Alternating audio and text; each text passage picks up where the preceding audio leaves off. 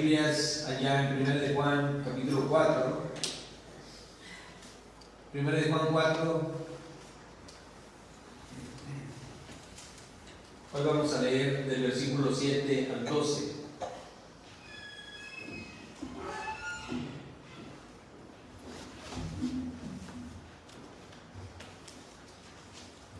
Primero de Juan 4 del 7 al 12.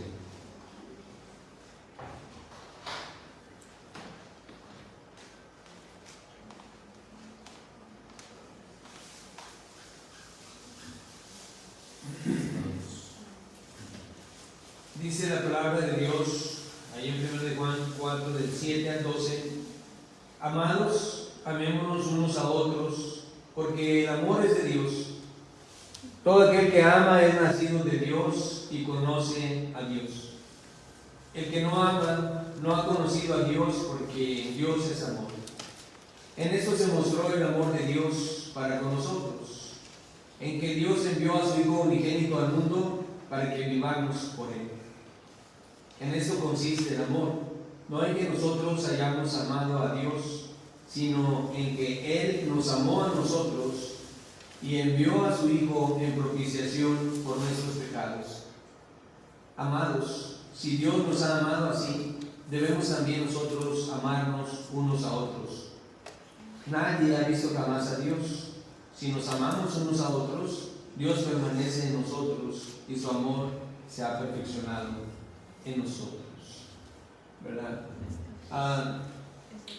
Qué tremendo cambio de quien está escribiendo la carta, porque él era uno de los hijos del trueno, un carácter fuerte, el de Juan, y ahora es el apóstol del amor, ¿verdad? Así se le conoce, el apóstol del amor, por toda esta primera carta de Juan habla del amor de Dios, del gran amor de Dios y el amor que debe haber entre los hermanos. Sí, y es algo que nos asombra, ¿verdad? Cómo Dios hace cambios en las vidas de las personas, porque él, al igual que su hermano Jacobo, había dicho en una ocasión, le dicen al Señor Jesús, porque no habían querido los americanos recibirlos, y dicen: mandamos que descienda fuego del cielo. Y ahora nos está hablando de algo muy diferente, ¿verdad? Una transformación de vida. Y ahora bien, el amor de Dios, el amor al que Juan se está refiriendo aquí es el amor ágape. Es el amor ágape, es el amor incondicional, el amor de entrega, el amor sacrificial. Ese es el amor de que nos está hablando Juan. Es un amor que se traduce en caridad o amor benevolente, que no siempre se manifiesta o se traduce, o sea, sus acciones no se traducen en lo que el ser amado quiere, sino en lo que el ser amado necesita. O sea, ese amor agape se da pensando siempre en lo que el ser amado o el objeto del amor necesita. En este caso, Dios nos amó, ¿verdad?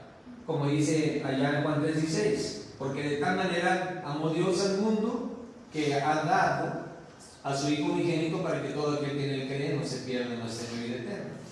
¿Qué es lo que nos da Dios? No es lo que nosotros queramos. Dios nos da lo que necesitamos. ¿Y qué era lo que necesitábamos? Pues necesitábamos un Salvador. Por eso es que Dios dio a su Hijo Jesucristo, ¿verdad? Ahora, ¿qué le podría reportar a Dios que los humanos se salvaran? ¿Qué le podía reportar a Él? Pues Él era el creador de todo. Él es el creador de todas las cosas. Y cuando vemos el gran amor de Dios, como dice también en el Antiguo Testamento, Jeremías: con amor eterno te he amado, por tanto te prolongué mi misericordia. Romanos 5:8 dice: mas Dios muestra su amor para con nosotros, en que siendo aún pecadores, Cristo murió por nosotros. O sea, vemos ese es el amor sacrificial. Y es el amor que vino a mostrar Cristo, es el amor que vino a mostrar nuestro Señor Jesucristo en la cruz, es el amor ágape. Como dije, un amor de entrega, un amor sacrificial. Y es el amor que pone Dios en ti y en mí. Ese es el amor que está en nuestro corazón. Ese amor ágape, ¿verdad? Cuando nosotros venimos a Cristo, nos convertimos, aceptamos a Jesús y somos regenerados por la obra del Espíritu Santo, Dios pone ese amor, el amor agape lo pone en tu corazón y en mi corazón. Hechos 4:12 dice: y en ningún otro hay salvación, porque no hay otro nombre dado a los hombres en que podamos ser salvos. Sí, no hay otro nombre dado. O sea, Dios nos ha dado a su Hijo Jesucristo, y el único nombre por el cual nosotros podemos ser salvos es en el nombre de Jesús. ¿Sí? Él lo ha dado y lo ha establecido así. Es el amor de Dios por el hombre. Siempre se muestra en acciones visibles. Y hoy vamos a ver, el tema es las acciones visibles del amor de Dios y del creyente. Las acciones visibles del amor de Dios y del creyente. Así que el amor de Dios por el hombre siempre nosotros lo vamos a ver manifestado en acciones visibles. Siempre trae aparejadas las acciones. Uno no puede decir con verdad te amo y no demostrarlo. O sea, cuando nosotros manifestamos nuestro amor a alguien, pues no solamente es de teoría, o sea, no solamente es de dicho, sino que no puedes decirlo si no lo manifiestas. Realmente se tiene que mostrar en acciones también, ¿sí? El amor de Dios por el hombre se ve en la dádiva, como he estado repitiendo. El amor de Dios por el hombre caído, ¿verdad? Separado de Dios y sin sabores en este mundo. Dios lo vio en su gran necesidad, y entonces Él dio a Jesús. Es la dádiva de Dios, es su Hijo Jesucristo, como dice en Santiago 1:17-18. Toda buena dádiva y todo don perfecto desciende de lo alto. Sí, toda buena dádiva, o sea, la buena dádiva que nos ha sido dada, que es Jesús, ¿verdad? Desciende de lo alto. Dice, del Padre de las luces, en el cual no hay mudanza ni sombra de variación. Él no dice ahorita te amo y mañana te odio. No, Él te ama y te ama siempre. Aun cuando nos apartemos o a causa de nuestras propias concupiscencias o pecados, nos apartemos del Señor, el amor de Dios no cambia. El amor de Dios no cambió para el Hijo pródigo. El Padre lo amó cuando se fue y lo seguía amando cuando regresó igual. O sea, no cambió. No porque andaba allá comiendo algarrobas entre los cerdos y que perdió toda la herencia que Dios le había dado, y cuando regresó nunca le recriminó nada. Antes lo abrazó, ¿verdad? Lo acogió con él y lo recibió e hizo fiesta, ¿verdad? Porque dijo, cuando el hermano mayor le dijo, oye, andaba perdido y gastó toda tu herencia, y luego lo recibes así. Dice, pero es que tu hermano estaba muerto y ahora vive. Y ahora vive. Ese es el amor de Dios. Ese es el gran amor de Dios. Dice ahí también en Santiago, ¿verdad? En el versículo 18.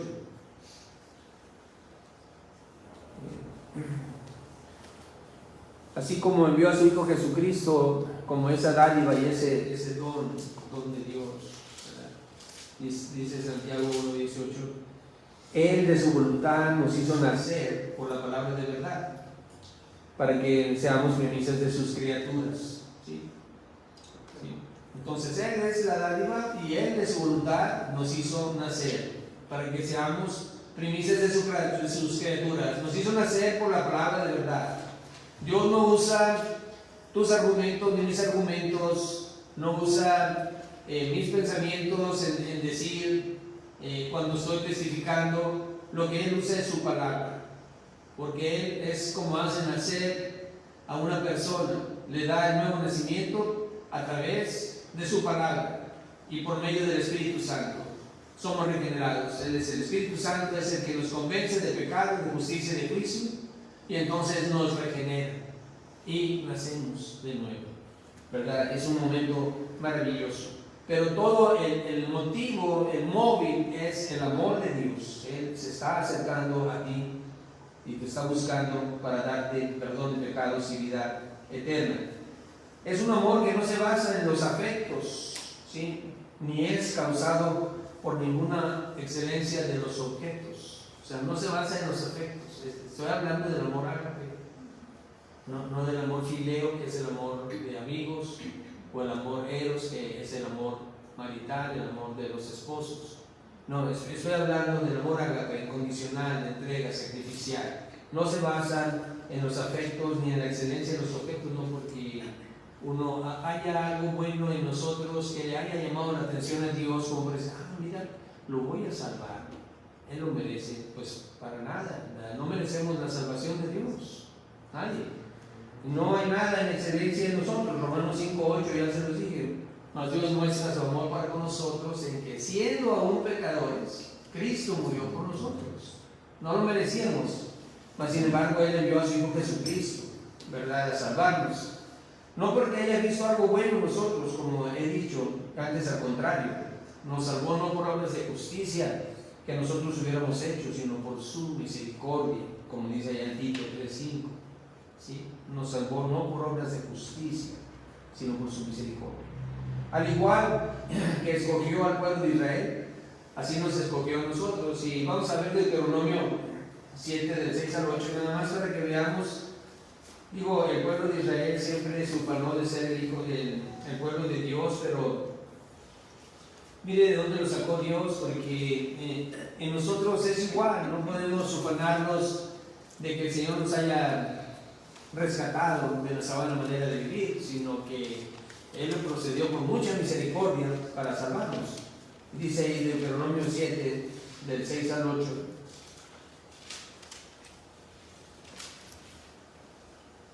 Porque tú eres pueblo santo para Jehová tu Dios. Jehová tu Dios te ha escogido para ser un pueblo especial, más que todos los pueblos que están sobre la tierra. Y aplique este principio a su vida. Usted, Juan, Pedro, Marta, usted es alguien especial, ¿verdad? Es solamente un principio, porque aquí está hablando del pueblo de Dios. Sí, algo especial, más que todos los pueblos que están sobre la tierra. Dice, no por ser vosotros más que todos los pueblos os ha querido Jehová y os ha escogido, pues vosotros erais el más insignificante de todos los pueblos, sino por cuanto Jehová os amó y quiso guardar el juramento que juró a vuestros padres, os ha sacado Jehová con mano poderosa y os ha rescatado de servidumbre de la mano de Faraón, rey de Egipto. Entonces, no hay nada bueno en el pueblo de Israel para que hubiera sido escogido por Dios, sino por el mismo amor de Dios y por los pactos y las promesas que Él había hecho a los padres, ¿verdad? Quiere decir a Abraham, Isaac, Jacob. Y entonces Él respalda su palabra y llama a ese pueblo insignificante para que fuera el testigo ante las naciones. Ellos deberían de estar predicando el Evangelio a todas las naciones y fallaron. Ahora nos toca a ti y a mí, a la iglesia, hacer esto. Y Dios a través de nosotros. Entonces, así es, ¿verdad? Dios es el que escoge, ¿verdad? Dios llama. Ciertamente el hombre responde. Cuando, por ejemplo, nosotros que se nos predicó el Evangelio, hay un momento de respuesta. Sí, ciertamente la obra es de Dios y no es por obras y no hay nada que nosotros pudiéramos hacer, pero hay un llamado y Dios te llama, Dios te convence por el Espíritu Santo y tú dices sí.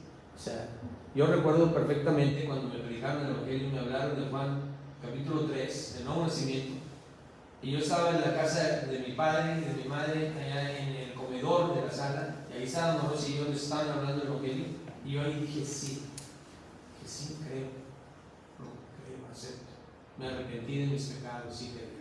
Y fui perdonado. Mi esposa vino algunos meses después. Un mes, sí. Ya le estaba hablando yo meses. Pero un mes después se rindió a Cristo. Después de que terminó desde Mateo hasta Apocalipsis, en Apocalipsis ya no quiero luchar contra ti, Señor. Aquí estoy. Y se rindió, ¿verdad? Pero el hombre responde, se llama. Ahora bien, para los cristianos en general, amor significa sentimentalismo, emocionalismo. Vamos a entrar ya al mes del amor. El mes del amor y la amistad, y aquí ya nos adelantamos al mes, ¿verdad? sí, somos una caja de emociones, o sea, somos una caja de sentimientos. Obviamente Dios no está en contra de los sentimientos, ¿verdad? Pero a veces los sentimientos andan para arriba y para abajo. Por eso, cuando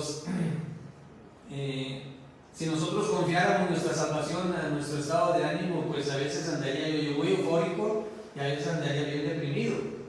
Y entonces pensaría que Dios ya me dejó, pero no estoy confiando en mis sentimientos, estoy confiando en la palabra de Dios, en lo que Él dijo, que Él ya me salvó y que su salvación no se pierde, que yo la tengo por siempre, ¿verdad? Y que no me caigo de la mano de mi Padre, de su Padre y de la mano del Señor Jesús, porque Él es el buen pastor. Entonces, sí, pero muchas de las veces pensamos que cuando hablamos del amor de Dios lo catalogamos así como sentimental, ¿verdad? Emocional, pero en el griego no se refiere a sentimientos o sensaciones de ternura, ¿verdad? Al contrario, incluye actitudes confrontacionales, o sea, Dios siempre nos va a confrontar, siempre nos va a ver.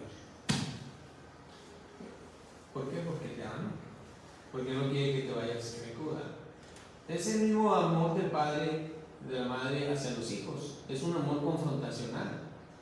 Tenemos que estarlos guiando y dirigiendo a través de la palabra de Dios para que no se pierdan.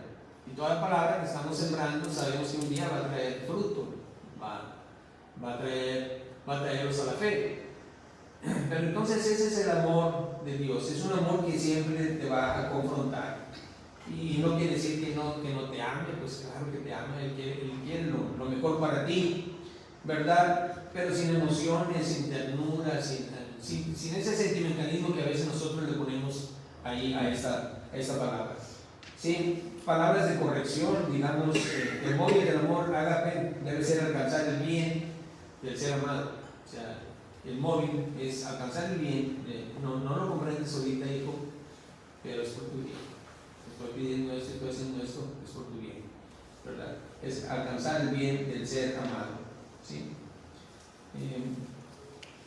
Así es como también se debe manifestarse el amor entre el cuerpo de Cristo, ¿verdad? El amor, hermanos, es como lo que Dios puso entre nuestras coyunturas. ¿Cómo se llama? Cartílagos, ¿verdad? Cuando se lesionan tanto, ¿verdad?, que se pierden esos cartílagos y entonces tienen mucho raspando, los huesos se friccionan. Pero Dios nos puso un cojinete ahí y ese es el amor. Y el amor entre hermanos, el amor en la iglesia, precisamente es eso. Es precisamente para que, pues a veces si saltan chispas no nos friccionemos, o sea, no nos dañemos, o sea, está el amor ahí precisamente para amortiguar cualquier diferencia que pueda haber entre nosotros, porque todos somos diferentes, venimos de diferentes estratos, de diferentes familias y todo, pero ahora somos uno en Cristo, somos un cuerpo. Entonces el amor de Jesús, el amor ágape que Él ha puesto en mí, me hace respetarte, me hace servirte, me hace amarte con el amor de Jesús. Y aunque a veces no pensamos igual, pero bueno, Pablo dice, bueno, si os mordéis, mirad que no os consumáis. Uno a otro. Pues no, ¿verdad? Porque Pablo sabe que somos esa naturaleza, ¿verdad? Eso está en nosotros. Pero la gran diferencia que nosotros vemos en la iglesia de los Hechos y que el pueblo podría ver precisamente era cómo se amaban, cómo se trataban. Veían el amor de Jesús entre las relaciones de todos aquellos que habían venido a Cristo, de los cristianos, ¿sí? Así que no tiene nada que ver con una relación a nivel personal, sentimentalismo, cariño, afectuoso, besito, abrazo. Amor ágape es una virtud enfocada y centrada en la iglesia. Dios la ha dado precisamente, hermanos, para que la iglesia funcione. Es el amor, ¿verdad? Y gracias a Dios por ese ingrediente que Él pone en nuestros corazones, porque cuando vino Cristo, ese amor ya está aquí y en cada uno de nosotros que hemos invocado el nombre de Jesús. Entonces eso es lo que debe de brotar y salir siempre. en nuestras relaciones. Bueno, después de esta breve introducción vamos a pasar.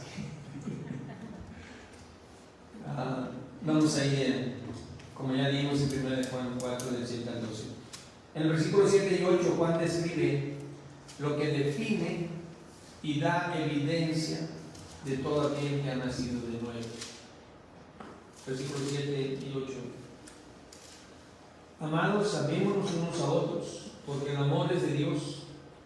Todo aquel que ama es nacido de Dios y conoce a Dios. El que no ama no ha conocido a Dios, porque Dios es amor. ¿Y qué es lo que nos define, hermanos? ¿Qué es lo que nos debe definir como cristianos? Pues el amor de Cristo, el agapado, ese ágape que está entre nosotros, ¿verdad?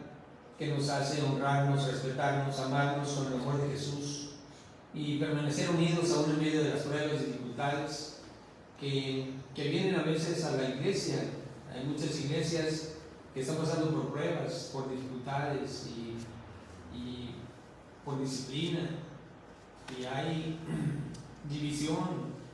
Entonces el amor es ese aglutinante que nos va a mantener unidos aún a pesar de las pruebas cuando vengan, ¿sí? Porque dice el versículo 8: el que no ama no ha conocido a Dios, porque Dios es amor. El verdadero creyente, el cual es nacido de Dios y conoce a Dios, porque es lo que estamos leyendo, es aquel que ha recibido el amor ágape de Dios y lo demuestra a través de acciones visibles, ¿sí? Como dijimos desde el principio, no puedo decir te amo y no mostrarlo, ¿sí? Dos preguntas quisiera hacerte aquí. Una es: ¿has nacido de Dios? ¿Sí? ¿Conoces a Dios? Esa es dos preguntas muy importantes, porque yo no puedo decir que conozco al presidente o en este caso a la presidenta de la República, si en un grupo de personas no me supiera distinguir y me dijera, quiero saludar. Entonces, conocer a Dios es tener una relación íntima con Él a través de orar, a través de la lectura de la palabra. En esta mañana oramos, ¿verdad? Hablamos con Él. Y alguien te pudiera preguntar: ¿cómo sabes que Dios existe? Y pues todos los días hablo con Él, por eso sé que existe. Y sabes una cosa, no es un monólogo, Él me habla también a través de su palabra, ¿sí? Él me habla aquí en mi mente, me pone su palabra. Es una realidad en nuestra vida. Conozco a Dios.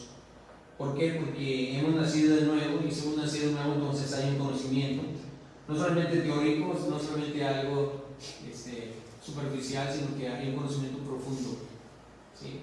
Yo creo que podríamos tener 100 volúmenes de reglas y saberlas y decir, bueno, esto no debo ser, esto sí, esto no. Qué difícil sería así para estar memorizando de todas esas reglas y luego actuar en base a todas esas reglas. Lo que necesitamos es simplemente amar a Jesús. Si nosotros correspondemos al amor de Jesús a nuestra vida y le amamos como Él nos ha amado, entonces ese amor nos va a hacer caminar por el sendero correcto, tomar las decisiones correctas. Nunca vamos a querer ofenderle. Y aún a pesar, y yo digo y lo acepto para mi persona, muchos errores, muchas fallas y muchas veces me he equivocado y he tenido que ir otra vez y decir: Señor, aquí estoy, perdóname, me equivoqué, pero aquí estoy, ¿verdad? Quiero ser perfeccionado en el amor ascendente, porque ese amor es el que me va a hacer, me va a hacer llevar una vida recta, una vida de testimonio, en amor a Jesús, en correspondencia. El Señor Jesucristo dijo: yo soy el buen pastor y conozco mis ovejas, ahí en Juan 10:14, y las mías me conocen, ¿sí? Entonces hay un conocimiento mutuo.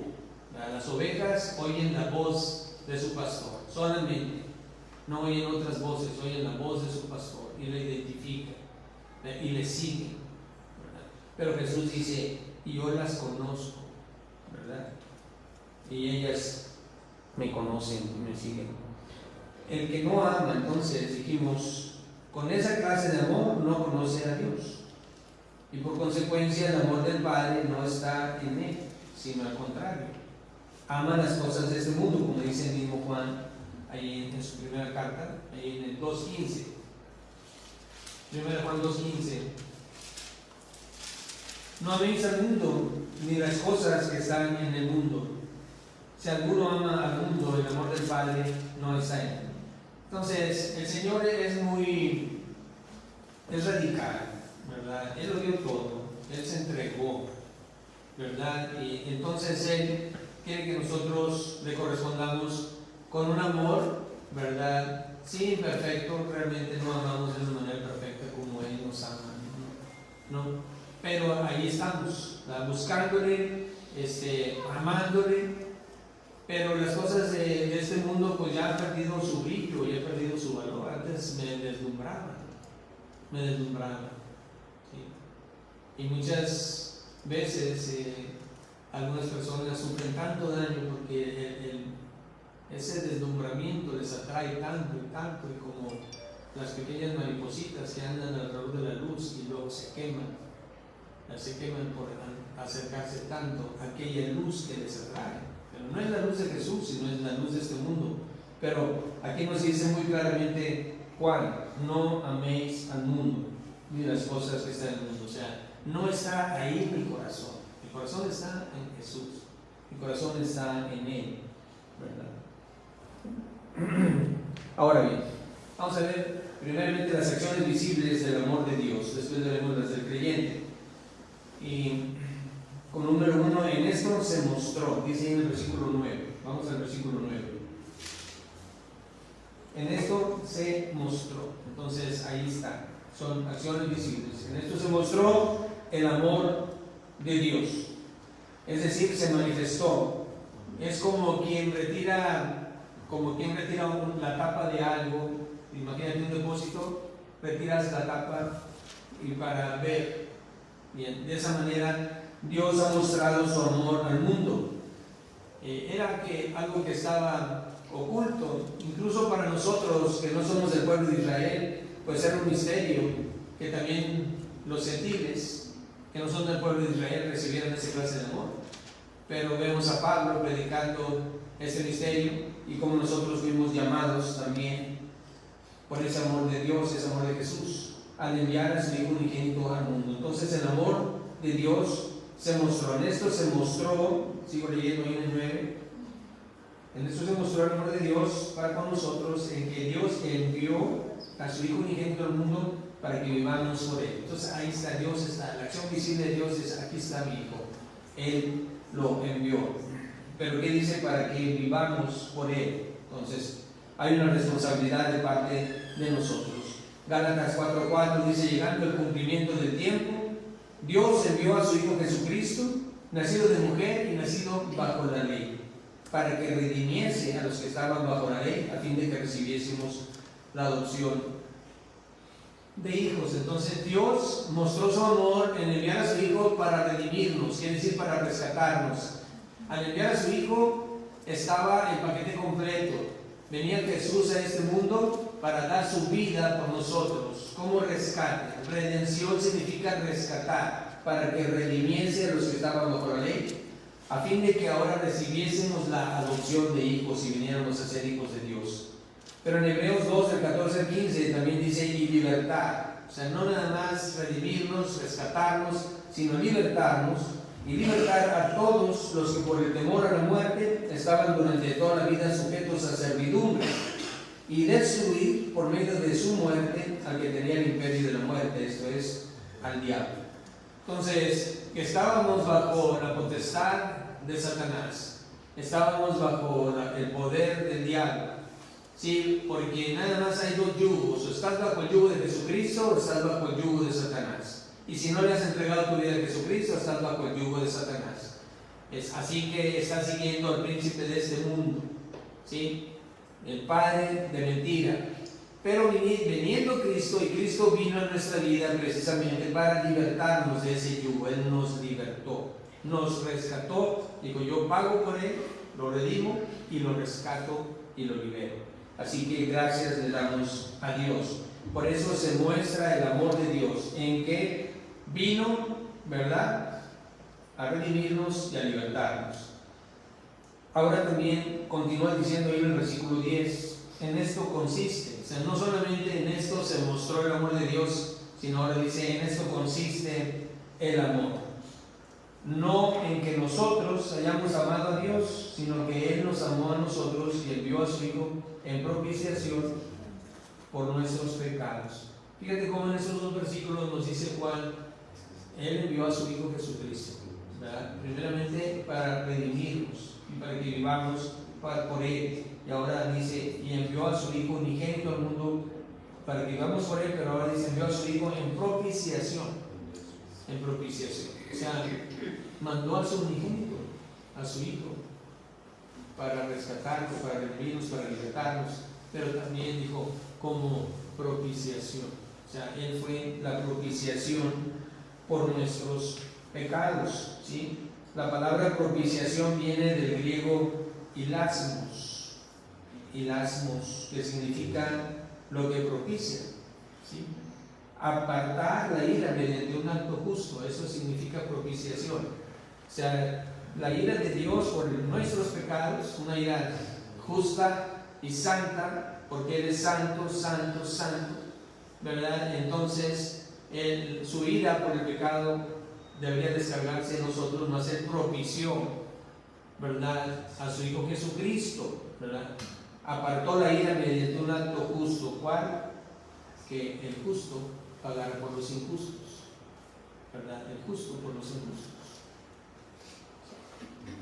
Apartar la ira mediante la satisfacción de la justicia que se ha violado. Por nuestros pecados justamente merecemos el infierno, porque hemos pecado contra Dios, que es santo, justamente. Entonces, otro acto justo es que un sustituto tomara tu lugar y mi lugar. Un acto justo, ¿verdad? No solamente por decreto, porque Dios podría haber dicho, bueno, ¿saben qué? Al final de cuentas los perdono a todos, pásenme. Esa imagen tenemos muchas veces de un Dios de pelo blanco, de barba blanca, que nos va a tratar como el abuelito trata a los nietos, ¿verdad? ¿Sí? O no me dirán los que ya tienen nietos que así a veces nos comportamos con nuestros nietos. Ven. Sí, no hay problema. Aunque hayas desobedecido a tu papá, así tengo unos dulces. Pues Dios no es así. Dios no es así. O sea, no por decreto, lo podría haber hecho. Salvos todos, vamos a gozar de la eternidad, ¿no? Un acto justo es que alguien tenía que pagar. Alguien tenía que pagar. Y Cristo pagó. Cristo pagó por ti y por mí. Por ese acto justo. Entonces, eso es lo que significa, pues, la propiciación, ¿sí? La propiciación, apartar la ira mediante la satisfacción de la justicia que se ha violado, la cual encontramos pocas veces en la Biblia. Esa palabra se encuentra pocas veces, pero ahí en primera de Juan, ¿verdad?, la encontramos 2 veces, y esto es muy significativo. En primera de Juan 2:2 dice, y Él es la propiciación por nuestros pecados, y no solamente por los nuestros, sino también por los de todo el mundo, ¿sí? Él es la propiciación. O sea, Él es el acto justo de Dios que entregó a su Hijo para salvarnos, ¿sí? Es la propiciación por nuestros pecados, y no solamente por los nuestros, sino por los de todo el mundo. Y en 1 Juan 4:10 también dice algo semejante. Dice en el 10, en esto consiste el amor. Y aquí es lo que estamos leyendo precisamente. En esto consiste el amor, no en que nosotros hayamos amado a Dios, sino que Él nos amó a nosotros y envió a su Hijo en propiciación por nuestros pecados. Entonces, qué importante es analizar bien esta palabra ágape, ¿verdad? Porque lo tienes, si le entregas tu vida a Jesucristo, lo tienes ese amor ágape en tu corazón, ¿verdad? Lo tengo. Y entonces actuar en base a ese gran amor que Dios nos ha dado, que se pueda manifestar en acciones visibles, las cuales veremos un poquito más adelante. Ok. El acto de la propiciación es aquel que realizó Jesucristo al quitar el obstáculo que se interponía por el carácter ofendido de Dios. O sea, quitó nuestros pecados. Dios estaba ofendido por tus pecados y mis pecados, y el Señor Jesucristo se los llevó a la tumba. Él los cargó en la cruz. Él murió en la cruz, cargó con tus pecados y se los llevó a la tumba. Entonces Él los quitó y apartó la ira de Dios. Aquella ira que nos hubiera mandado al infierno, ahora ya Dios nos ha perdonado. ¿Sí? Es la satisfacción de la justicia de Dios por medio de un sacrificio. Dios es santo y su ira solo puede ser aplacada al quitar el pecado que la causó. Eso se debe a que cuando el Señor Jesucristo estuvo en la cruz, soportó todo el peso de la ira de Dios contra los pecados de la humanidad. Cuando escuchamos o vemos lo que dice en los evangelios acerca de aquel momento en el que Jesús clamó: Dios mío, ¿por qué me has abandonado? Es ese preciso momento. Tienen tus pecados y mis pecados sobre Él. Los tiene sobre Él, entonces Él está cargando con toda la ira de Dios. Como dice el salmista: estoy hundido en cieno profundo y no puedo hacer pie. O sea, más abajo, más abajo y más abajo, y todos los pecados cargándolos Él. Todo lo que tú y yo y millones de personas y millones deberíamos de haber sufrido, lo sufrió Él en ese momento, cuando se está entregando por ti y por mí, por toda la humanidad. Bien, ahora veamos las acciones visibles del creyente. Esas acciones visibles del amor que Dios ha puesto en nosotros nos deben llevar a vivir por medio de Él, ¿sí? A vivir por medio de Él. Ahí lo leímos en el versículo 9, ¿sí?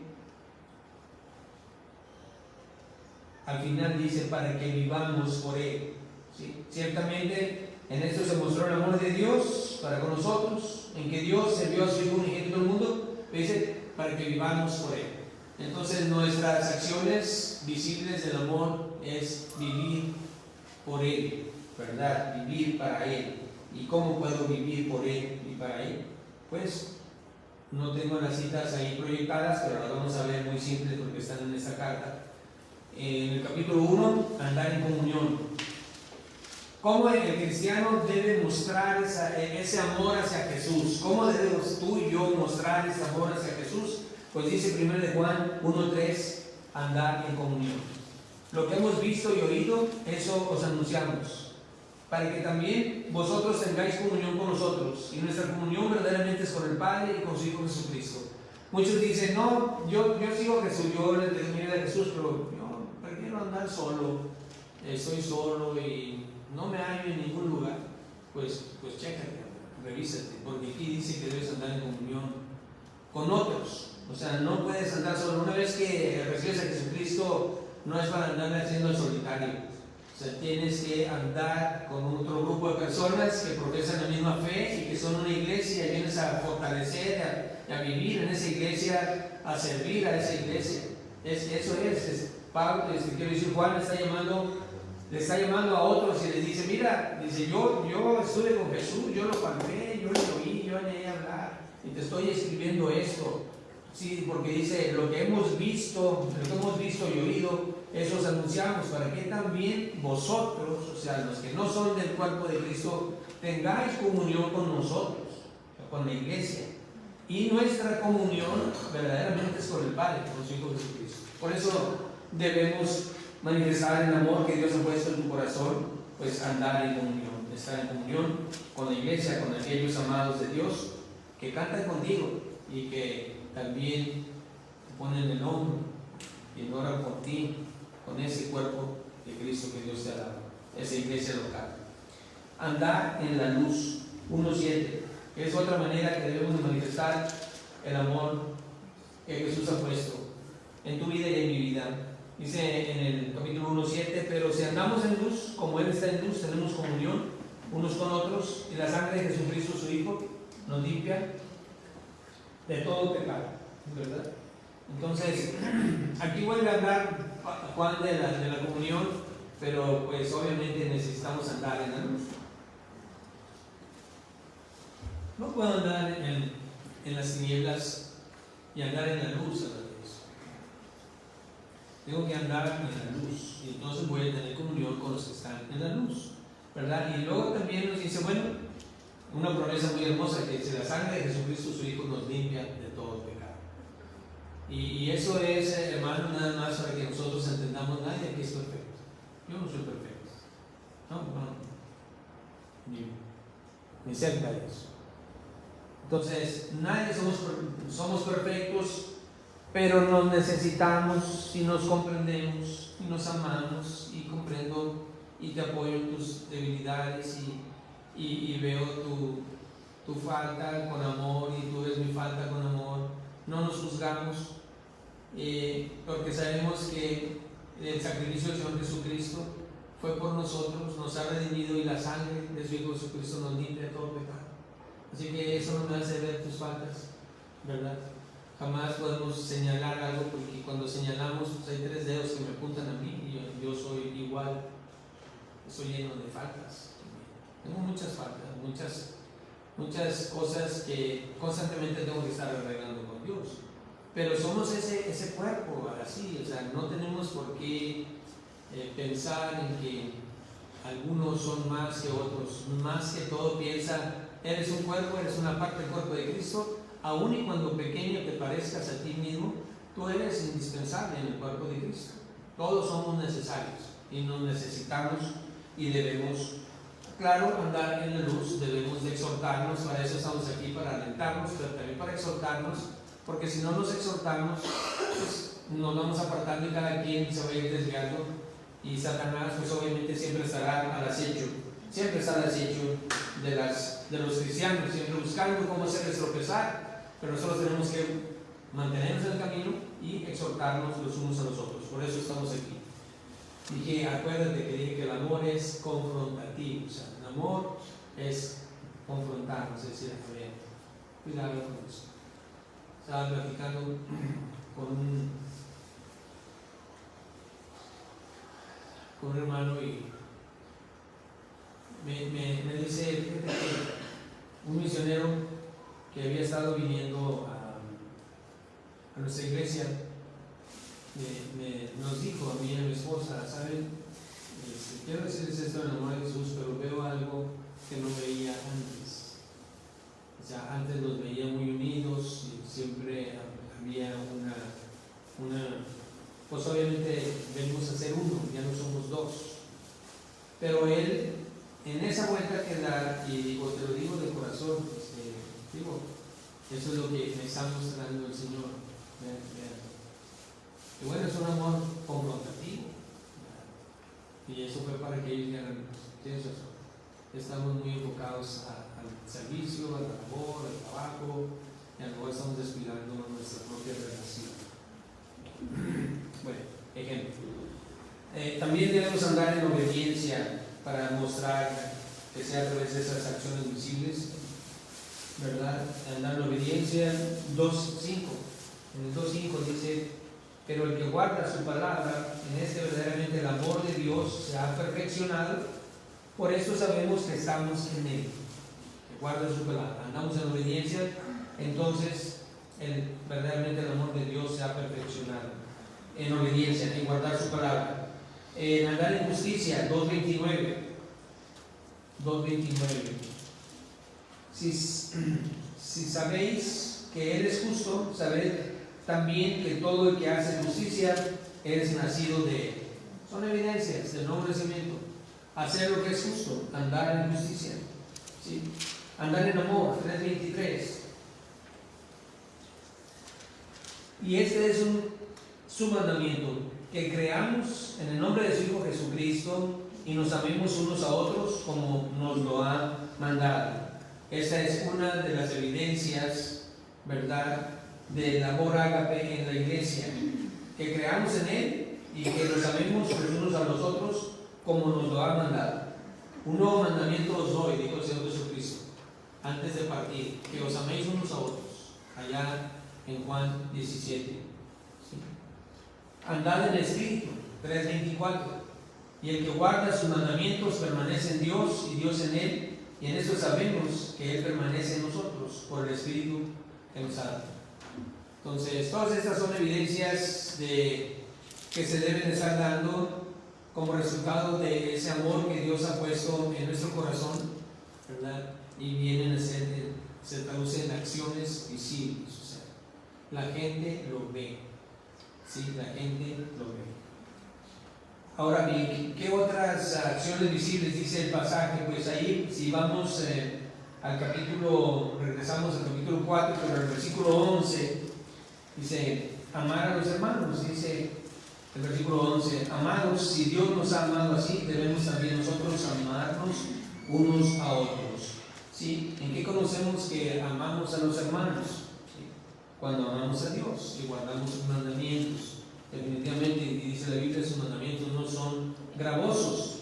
¿Sí? Entonces, Juan nos está pidiendo aquí una evidencia, una acción visible: ámense los unos a los otros. Debemos amarnos unos a otros. 1 Juan 5:2 dice: en esto conocemos que amamos a los hijos de Dios, cuando amamos a Dios y guardamos sus mandamientos. Entonces parece que hay un juego de palabras aquí. ¿Cómo sé que estoy amando a los hermanos? Dice, cuando amamos a Dios y guardamos sus mandamientos. ¿Sí? Es lo que dice ahí en el capítulo 5, versículo 2. En esto conocemos que amamos a los hijos de Dios. ¿Cómo? Cuando amamos a Dios y guardamos sus mandamientos. Ahora la pregunta es, ¿en qué conocemos que amamos a Dios? Ahora, al revés. Nos lo pone Juan al revés, volteada, como dice. ¿En qué conocemos que amamos a Dios? Cuando amamos a los hermanos. Y eso nos lo dice ahí en primera de Juan, el 4:21. Dice, y nosotros tenemos este mandamiento de Él: el que ama a Dios, ame también a su hermano. También a su hermano. Entonces, repitiendo la enseñanza, cuando amamos a Dios, ¿en qué conocemos que amamos a los hermanos? Cuando amamos a Dios. ¿En qué conocemos que amamos a Dios? Cuando amamos a Dios. ¿Sí? A veces un trabalengua, pero así es. Ahora bien, para terminar y concluyendo, si nos amamos los unos a los otros con el entrañable amor de Jesucristo y ejerciendo la verdadera definición de amor ágape que ya la vimos, amor sacrificial, amor de entrega, dos resultados se van a hacer manifestos en la vida de la iglesia. ¿Sí? Dios permanece en nosotros y su amor se ha perfeccionado en nosotros. Entonces, Juan nos está llamando a que permanezca el amor fraternal, y a que nos amemos los unos a los otros, y se van a dar dos resultados. Dios permanece en nosotros, en la iglesia, cuando nosotros nos estamos manifestando esta clase de amor ágape, en apoyarnos, en orar, en soportarnos los unos a los otros, en esa relación de cuerpo que tenemos en Cristo. Dios permanece en nosotros y su amor se ha perfeccionado en nosotros. 1 Juan 4:12, nadie ha visto jamás a Dios. Y terminamos ahí con el último versículo de nuestro pasaje de hoy. Nadie ha visto jamás a Dios. Si nos amamos unos a otros, Dios permanece en nosotros y su amor se ha perfeccionado en nosotros. ¿Cómo se perfecciona el amor de Dios en nosotros? Ya dijimos, con guardar su palabra. ¿Sí? Pero el que guarda su palabra, en ese verdaderamente el amor de Dios se ha perfeccionado. Por eso sabemos que estamos en Él. ¿Sí? Nadie, vuelvo a repetir, nadie ha visto jamás a Dios, pero tu vecino lo ve a través de ti. La pregunta es, ¿está mi vecino viendo a Jesús a través de mí? Porque las acciones visibles tuyas para con tu vecino, o para con tu jefe en el trabajo, o para con tu compañero en el trabajo, en la escuela, en donde estés, tus acciones visibles van a hacer que ellos vean a Jesús. Dice, nadie ha visto jamás ha visto a Dios, nadie ha visto jamás a Dios. ¿Sí? Pero si nos amamos, y vuelvo a leer el 12, nadie ha visto jamás a Dios, pero si nos amamos unos a otros, Dios permanece en nosotros y su amor se ha perfeccionado en nosotros. La única manera que quizás muchas personas, el único evangelio que van a leer es tu vida. Es el único evangelio que van a leer. No tienen una Biblia, pero te están leyendo todos los días te leen. Y ellos pueden decir, hay algo en esa persona diferente que yo no tengo, que yo quisiera tener. O sea, ¿qué hay en tu vida? Porque no lo veo en las demás personas, pero en ti veo algo diferente. Algunas le dicen, siento buena vibra. Te digo porque sí dijeron de mi esposa hace poquito. Pues no saben qué definirlo, no saben cómo definirlo, pero hay algo que en ella que me atrae, su manera y su forma de ser. Entonces el único reflejo eres tú. La única Biblia abierta eres tú, ¿verdad? Por eso Pablo decía, vosotros sois cartas abiertas, leídas por todos. Entonces vosotros sois cartas abiertas, todo el mundo te leen y me leen en mis reacciones, en tus reacciones, en la forma, pero también, imagínate que aunque ellos están reaccionando y tú permanezcas ecuánime pero fiel, amándoles, mostrando el amor de Jesús en lo que estás diciendo, en lo que estás hablando, eso convence más que 1000 palabras, ¿verdad? Dios permanece en nosotros y también su amor se ha perfeccionado en nosotros. Para terminar, 1 de Juan 3:16. Como el 3:16 paralelo de Juan, pues aquí también nos habla del amor de Dios. En esto hemos conocido el amor en que Él puso su vida por nosotros. También nosotros debemos poner nuestras vidas por los hermanos, ¿verdad?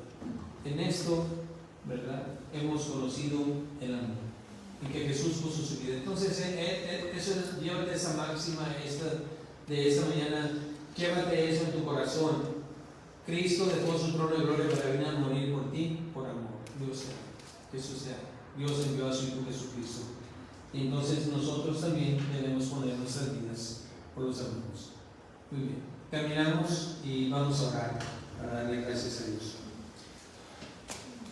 Señor Padre Santo, pues inexplicable para nuestras vidas, pero creíble por lo que nosotros mismos hemos experimentado, por lo que hemos experimentado tu amor, tu cuidado, tu protección.